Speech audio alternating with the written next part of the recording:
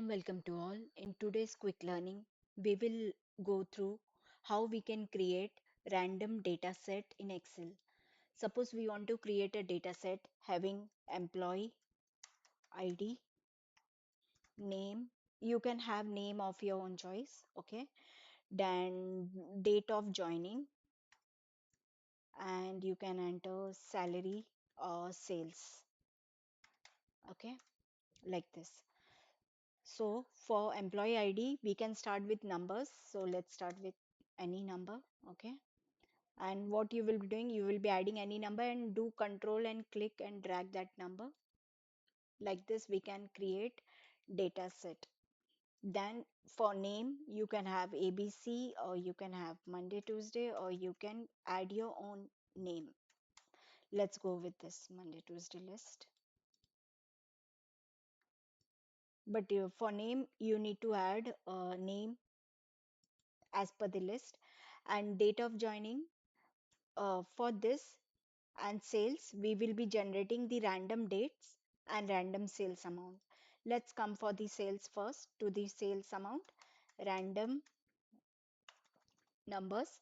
For that, you will be writing rand between in bracket minimum number sales 100 and maximum sales say 4 times 9 or 5 times 9. Close the bracket, enter, and you will drag this till the last. And date of joining, for that rand between. This will ask you the bottom date. So date will be year, month and day. So year is 2025, month Jan, and day 1st of Jan. This is the bottom date, comma, top date like the last date. So let's go with 1st of December 2025. Date in bracket 2025, year, month, December 1st. Okay, enter. This will be the date now, but this date is seems as number. To convert that into date, you will click under home and then convert that into date format as short date. Convert it, and you can drag this data downside.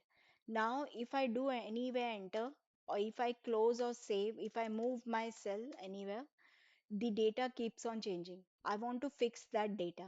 To fix that data, what you will be doing, you will be selecting that value, do copy and go to paste, special, paste value.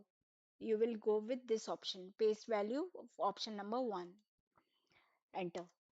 Same way you can select this, copy and paste values. So it will be fixed everywhere. If I type anything, no change to the data. So like this, we can create random data set for analysis. Thank you.